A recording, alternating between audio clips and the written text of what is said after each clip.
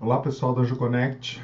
O tema de hoje é drenagem linfática pós-operatória e a pergunta é tudo igual? Qualquer uma serve? É uma apresentação realizada no Simpósio Endovascular Fronteiras em Salvador, Bahia, no ano de 2015. Não tem conflito de interesse em relação a essa apresentação. A começar, citar que a drenagem linfática é uma terapia prescrita constantemente, ou diria até que na totalidade dos pós-operatórios de cirurgia de varizes. Mas apesar de muito orientada, poucos são os colegas cirurgiões vasculares que conhecem ao certo como ela é praticada. E existem diferenças entre as diversas drenagens linfáticas. A drenagem linfática tem suas técnicas básicas, né? As principais são a Evoder, que foi onde tudo começou, Leduc, da década de 70, e Fold, que é a mais recente delas. A técnica básica de drenagem linfática, né, de Voder, apesar de ter começado lá no início do século passado, foi somente em 1963 que teve interesse médico. Ele trabalha com bombeamento dos gânglios sem deslizamento. Perceba que acontece aqui, ó, a massagem, o bombeamento dos gânglios, mas não há deslizamento sobre a pele. Não há aquele movimento que a gente habitua a ver de ascendente. E a pressão realizada nesses gânglios de 30 a 40 milímetros de mercúrio com as mãos espalmadas. Já Leduc alia tanto bombeamento quanto deslizamento. Já é uma técnica que talvez a gente esteja mais habituado a pensar, né? E finalmente tem Fold. Fold é uma terapia linfática complexa, ou seja, são manobras que exigem mais pressão, faz também o bombeamento dos gânglios, é feito o deslizamento, um deslizamento com maior pressão, mas também há o uso de bandagens compressivas, né? Apesar, então, de haver distinções claras nessas metodologias, a maioria das publicações médicas, essas não fazem citação nenhuma sobre qual metodologia utilizada. Mas isso tem um motivo, porque em geral as técnicas de drenagem linfática elas são mistas. Dificilmente alguém executa durante o tratamento de drenagem linfática uma técnica pura. Em geral são técnicas múltiplas, unindo todas essas diversas técnicas descritas por Voder, Leduc e Fold. Vale lembrar que não se tem um estudo muito profundo da anatomia do sistema linfático. Foi só em 2013 que houve um estudo anatômico em cadáveres, com dissecção dos linfáticos propriamente ditos. Antes, só existiam estudos com injeções de contraste. O que se observou? Se observa que os linfáticos eles são pequenos e sim, eles seguem o trajeto de todas as veias de superfície, né? Principalmente a veia safena magna e a veia safena parva. E por que é importante conhecer anatomicamente a posição e onde estão esses vasos linfáticos? Justamente para reconhecer e poder indicar ao fisioterapeuta, aquele que está realizando a drenagem linfática, onde são os locais principais de deficiência de drenagem, porque são, em geral, os locais do trauma cirúrgico.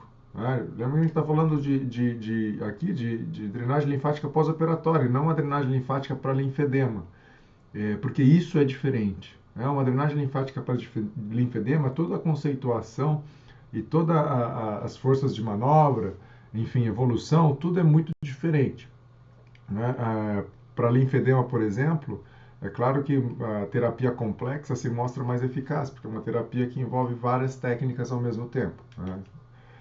A lesão linfática, apesar de descrita em 2% das cirurgias convencionais, dos quais 70% eram linfoceles, se considerarmos qualquer grau de lesão linfática, ela está presente em absolutamente todas as cirurgias venosas. Tá? Pelo menos algum grau. É claro que nem sempre sintomáticas, nem sempre promovem queixas, mas de qualquer forma elas estão presentes em todos os procedimentos venosos. Tá? esse estudo foi extremamente interessante, porque mostrou se a drenagem linfática ela funciona acelerando o retorno da linfa dentro do vaso linfático, né? Foi feito com pacientes normais e pacientes com linfedema, sob injeção de indocina verde com método de contraste. O que se observa é que a velocidade antes e depois da drenagem linfática ela é consideravelmente diferente, né? Ela aumenta consideravelmente em todos os membros, tá? Mesmo no membro normal. Observe esse vídeo. Aqui, antes da drenagem linfática manual. Esse método é o método de Voder. Observe que está sendo massageado o gânglio lá em cima. E veja como que há a drenagem da linfa dentro do vaso linfático na extremidade. Então perceba que não é necessária a manobra no local para que haja a intensificação do fluxo de retorno da linfa dentro do vaso linfático. E não só a drenagem linfática melhora o fluxo do vaso linfático. Perceba que também há mudanças no fluxo venoso, tanto da veia femoral quanto da veia safena magna, durante as manobras de drenagem linfática manual. Então veja que é tanto na veia femoral quanto na veia safena magna. Em pós-operatório, o que melhora? Na cirurgia ortopédica, em 42 pacientes aqui submetidos à artroplastia total de joelho, foram comparados dois grupos, um com drenagem linfática nos dias 2, 3, 4 e 6 semanas, e um grupo sem drenagem linfática manual. O que se observou? No dia 4, havia superioridade para o grupo que estava sendo submetido à drenagem linfática manual, tanto para extensão quanto para flexão. O curioso é que, mesmo depois desse período, ao se verificar novamente na semana 6, o grupo que tinha sido submetido à drenagem linfática manual no pós-operatório recente, acentuou, não só manteve, como acentuou a diferença de superioridade tanto para extensão quanto para flexão. E em pacientes com insuficiência venosa crônica, avaliando questionários de qualidade de vida e de intensidade de doença e volumetria na perna, além do próprio movimento, o que se observa é que aí não houve diferença para scores subjetivos, seja de sintomas, seja de qualidade de vida, seja de score de severidade. Porém, houve melhora de amplitude e força do movimento no grupo que foi submetido à drenagem linfática manual.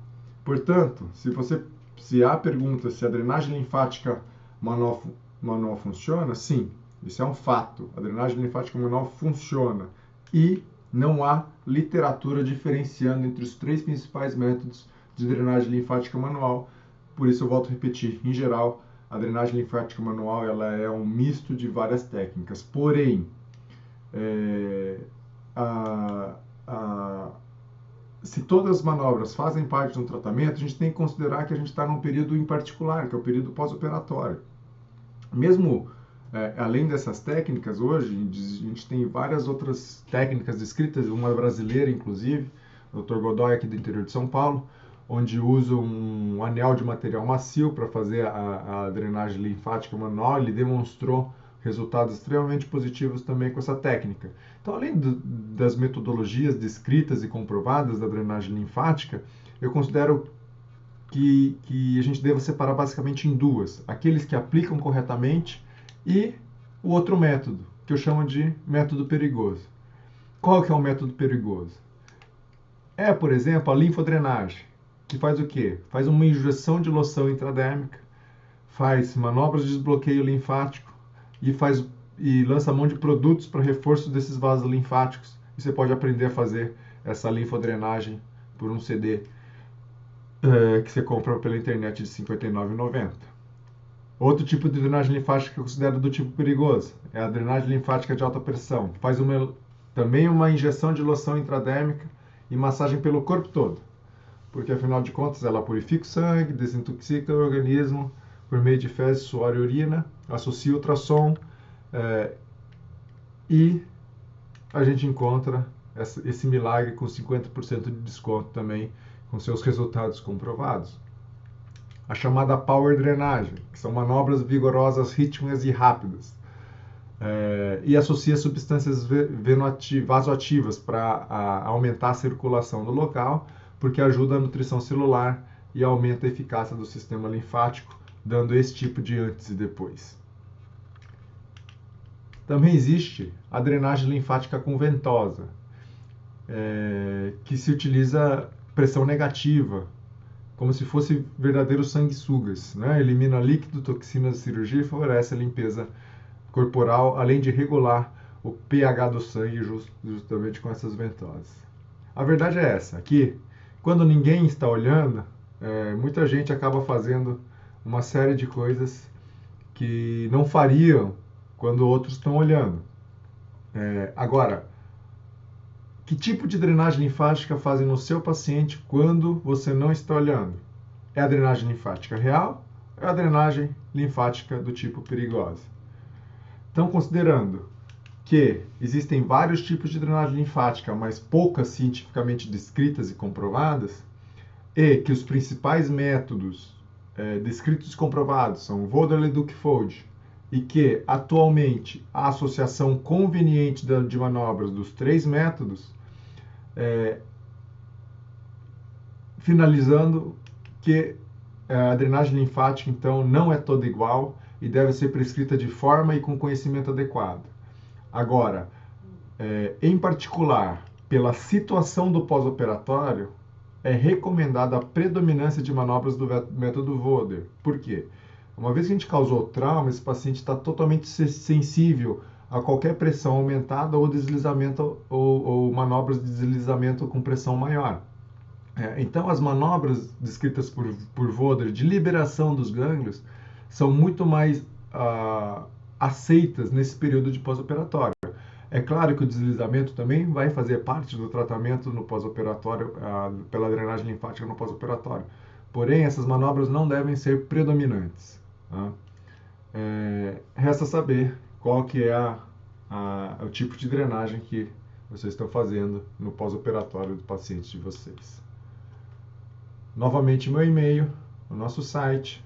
Estamos sempre à disposição para dúvidas ou sugestões pela interação do site da AngioConnect. Sugestões de temas, fiquem à vontade, a gente está à disposição.